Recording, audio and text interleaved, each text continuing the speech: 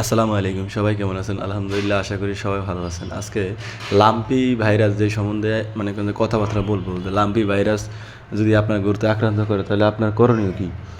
আপনাকে প্রথমত মনে করেন দ্রুত ডাক্তারের সাথে যোগাযোগ করতে হবে, ঠিক আছে?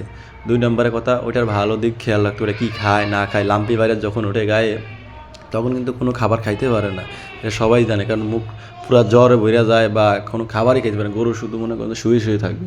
কিন্তু আপনি আসলে বুঝতে পারবেন না, যারা নতুন খামারি তারা আসলে বোঝে না যে ল্যাম্পি ভাইরাস কখন আক্রান্ত করে বা এই সম্বন্ধে তাদের কোনো যাদের আইডিয়া নাই, তাদের গরু পালা অনেক কষ্ট। এবং কি লাম্পি ভাইরাস যদি একবার আক্রান্ত করে পুরা খামারই শেষ, ঠিক আছে? এই জন্য আমাদের ওই গরুগুলোকে অনেক আগে দিন ভ্যাকসিন করাইছি বা এটারও করাইছি, কিন্তু এটাতে একটু বেশি আক্রমণ করছে, এই জন্য এটাকে আলাদা বানছিলাম। আর প্রথমত কথা হলো, যাদের গরুতে লাম্পি ভাইরাস আছে তারা সবসময় গরু মনে করেন যে আলাদা, মানে যে গরু আক্রান্ত হয়েছে ওই গরুটাকে আলাদা রাখবেন। তাহলে কি এটা সুবিধা কি জানেন, রোগ দমন করতে আপনার অনেক সুবিধা হবে, ঠিক আছে? এই জন্য সবসময় আলাদা রাখার চেষ্টা করবেন। আর এটাকে ভালো ভালো খাবার দিয়ে চেষ্টা করবেন যাতে এটা রুচি থাকে মুখে। কারণ মুখে যদি রুচি না থাকে তাহলে গরু দিন দিন মনে করেন যে কি খারাপের দিকে চলে যাব। এই জন্য এর আগের দিন এটার ভ্যাকসিন দিয়েছিলাম। ভ্যাকসিন আমার এটা হলো বুকের যে ফাঁসটা আছে না, গলার দ্বারে বুক ফাঁসটা ফুলে গেছে। ডাক্তার এটা নিয়েও চিন্তিত। এখন ডাক্তারে জ্বর মাপতেছে, ঠিক আছে? মানে এর আগের দিনও মাপছিল 100 ছিল। তো আজকে যে জ্বরটা মাপছিল ওইটা ছিল তোমার 104। এই জন্য আমাদের বলতেছে যে 104 এটার কী দিব। আবার ডাক্তার ভালো মতো দেখতেছে যে এটার কী অবস্থা। আর আলহামদুলিল্লাহ, আমি যে ফ্যামিলি জন্ম নিয়েছি আমার আম্মু মোটামুটি ভালো বোঝে, আব্বুও বোঝে। কারণ গরু যে কোনো সমস্যা, ওই দেখছেন আমার আব্বু দেখতেছে এই জায়গাটা ফুলা, এই ফুলাটাই কমতেছে না। আমার আব্বু যেখানে ধরছে এই জায়গাটায় ফুলা, পরবর্তীতে আমি ধরছিলাম। আসলে বাছুর গরু তো যে অল্প কয়েকদিনে মনে করেন যে রোগ আক্রান্ত করে হলে বেশি, আর এগুলো দুর্বল হয়ে যায়। এই জন্য ডাক্তারে বলতেছিলাম যে ভাই ভালো করে ট্রিটমেন্ট করেন। ডাক্তারকে এটা জ্বরই কমে না, এটা রুচি মানে খাইবো কই থেকে, এটা জ্বর মানে জ্বরটাই কমাইতে পারতেছি না।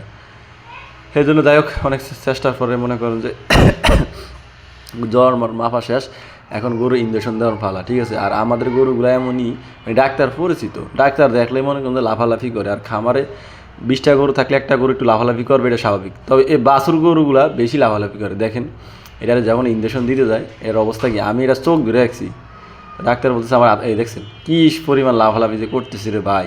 আর বাসের গরু এত লাফালাফি করে আমি আসলে জানি, আসলে এটা সার গরু তো মনে হয় কিন্তু লাফালাফি করে। একটা দিছে, আমি ভাবছিলাম মনে হয় একটাই দেওয়া শেষ, ঠিক আছে? এটাকে ইঞ্জেকশন দিয়ে প্রায় 4টা থেকে 4টা দিব, 4টা 5টা দিব, ঠিক আছে?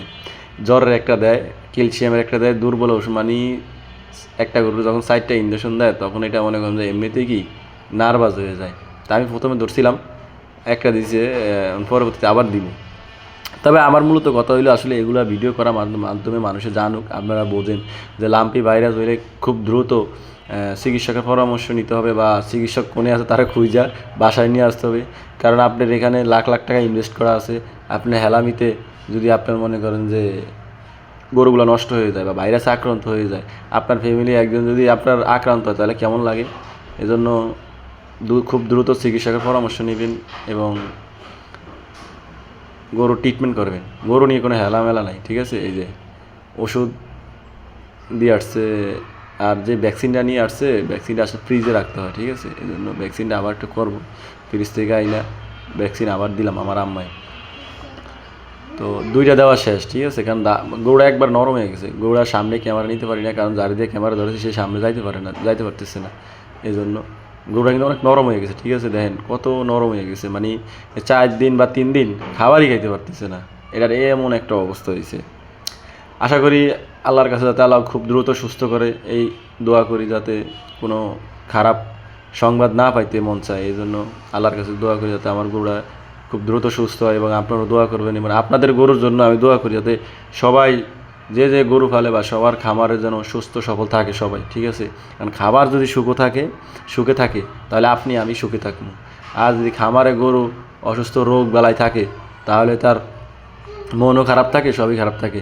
অলরেডি 2টা দিছি, আর আরেকটা দিব, দেন কী অবস্থা যে করের ভাই গরু। এটা বলছি না, সব কটা খামারের ভিতরে একটা করে দুর্বল থাকে, লাফালাফি এইটা সেইটা।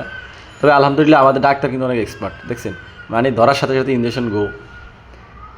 ডাক্তার সাহেব তো বন্ধ দিন শুক্রবার, তো এই জন্য খালি ফোন আসতেছে, বা আজকে সরকারি বন্ধ তার অফিস, এই জন্য এক জায়গায় এক সময় যাইবে। তার জন্য এই অবস্থা। আসসালামু আলাইকুম, ভালো থাকবেন।